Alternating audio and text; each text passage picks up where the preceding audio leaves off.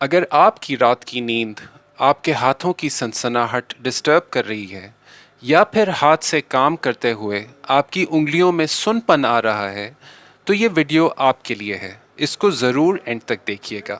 Doctor YouTube channel کو subscribe کریں اور بیل آئیکن کو دبائیں پاکستان کے لیڈنگ ہیلتھ کیئر پروفیشنل سے صحت کے متعلق جاننے کے لیے. السلام علیکم ورحمۃ اللہ.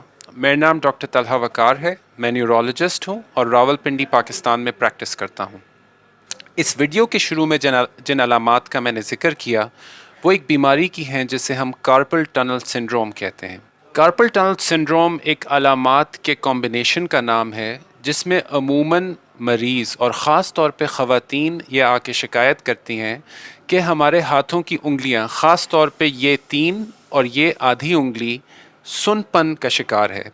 اور یہ سن پن عموماً اس وقت آتا ہے جس وقت بندہ اپنے ہاتھ کو استعمال کر رہا ہو. مثال کے طور پہ کٹنگ کے وقت یا پھر برتن وغیرہ دھونے کے وقت یا ہاتھ سے کوئی بھی اور ایکٹیویٹی کی جا رہی ہو اس سے ان 3 3.5 انگلیوں پر سن پن آ جانا بہت سی دفعہ کارپل ٹنل سنڈروم کی وجہ سے ہوتا ہے. ایک اور عمومی علامت جس کا مریض شکایت کرتے ہیں وہ رات کے وقت ہاتھوں میں سنسناہٹ ہے جس کی وجہ سے مریض کی نیند ڈسٹرب ہو سکتی ہے.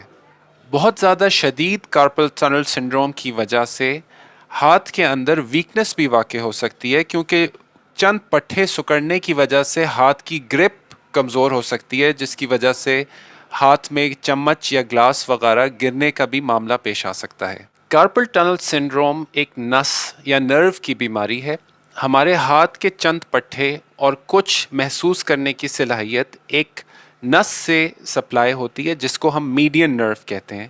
میڈین نرو ہماری کلائی میں سے گزر کے اس ایریا سے ہاتھ کے گزرتی ہے جس کو ہم کارپل ٹنل کہتے ہیں.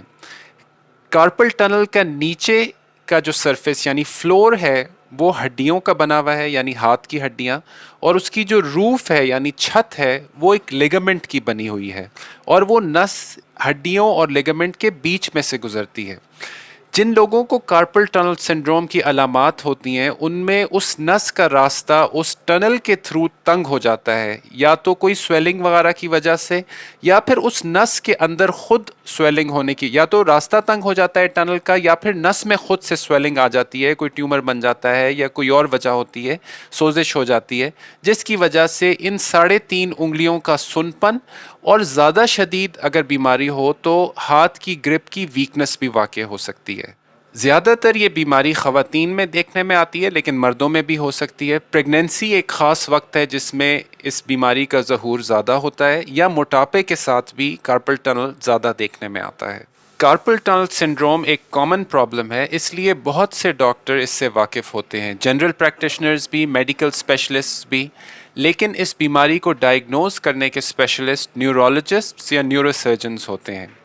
چند ٹیسٹ کر کے وہ کلینک میں چیک کر سکتے ہیں کہ آپ کو کارپل ٹنل سنڈروم ہے یا نہیں. ایک ٹیسٹ ان میں سے جسے ہم ٹنیل سائن کہتے ہیں وہ یہاں پہ انگلی سے ٹیپ کرنا ہے اور اگر اس سے سنسناہٹ انگلی میں ٹریول کرتی ہے تو ممکن ہے کہ یہ کارپل ٹنل سنڈروم ہو. ایک اور ٹیسٹ جسے ہم فیلن سائن کہتے ہیں، اپنی دونوں کلائیوں کو اس طرح جوڑ کے تقریباً 30 سے 40 سیکنڈ رکھنا ہے اور اگر اسی حالت میں وہ سنسناہٹ انگلیوں میں واپس آ جائے تو یہ بھی ڈاکٹر کو سجیسٹ کرتا ہے کہ یہ کارپل ٹنل سنڈروم ہو سکتا ہے. لیکن تشخیص کو کنفرم کرنے کے لیے ڈاکٹر ایک ٹیسٹ کراتا ہے جسے ہم نرو کنڈکشن اسٹڈی الیکٹرومایوگرافی کہتے ہیں.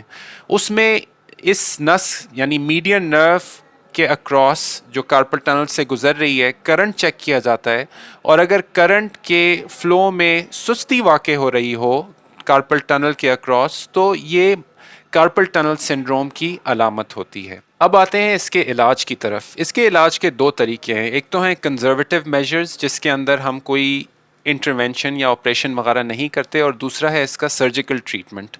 زیادہ تر مریض جو کہ ہلکے سمٹمز کے ساتھ علامات کے ساتھ آتے ہیں وہ کنزرویٹو میجرز کے ساتھ ٹھیک ہو جاتے ہیں.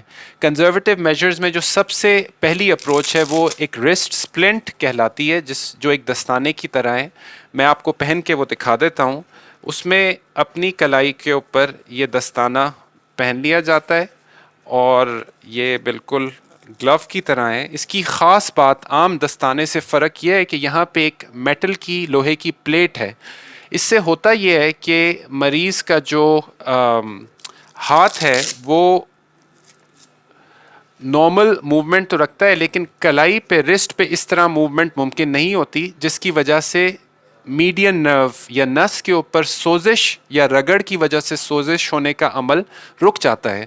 یہ سپلنٹ یا دستانہ خاص طور پہ رات کو پہننا ریکمینڈڈ ہوتا ہے، لیکن دن میں بھی کیونکہ ہم کام کر رہے ہوتے ہیں، ہاتھوں کی کلائی کی موومنٹ کر رہے ہوتے ہیں، تو اگر دن میں بھی پہنے تو اس سے فائدہ ہو سکتا ہے۔ عمومی طور پہ ہم یہ سپلنٹ 3 ہفتے پہننا ریکمینڈ کرتے ہیں، اور اگر اس سے علامات ٹھیک ہو جائیں تو ویری گڈ، بہت اچھا، آئندہ بھی یہ یوز کیا جا سکتا ہے۔ لیکن اگر اس سے علامات میں بہتری واقع نہ ہو تو مریض ڈاکٹر کے پاس، نیورولوجسٹ کے پاس واپس آتا ہے۔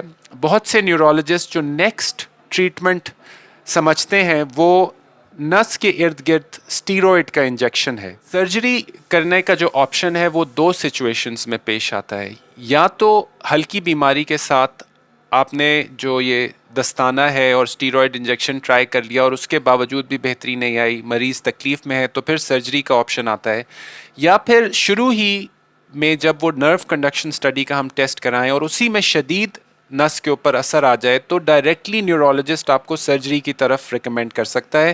سرجری کے عموماً بہت اچھے ریزلٹس ہوتے ہیں، یہ مائنر سرجری ہے، اچھا سرجن تھوڑا سا چیرا لگا کے اس نس کو ریلیز کر لیتا ہے، اور یہ لوکل اینستھیزیا میں سرجری کی جا سکتی ہے، اس کے لیے پوری بے ہوشی کی ضرورت نہیں پڑتی، اور مریض اسی دن ڈسچارج ہو کے گھر جا سکتا ہے، اور 80 سے 90% مریض اس مائنر سرجری کی وجہ سے فائدہ اٹھاتے ہیں اپنی علامات میں، اور خاص طور پر آئندہ زندگی میں ان کی ہاتھ کی گرپ کی ویکنس ہونے سے بھی وہ بچ جاتے ہیں۔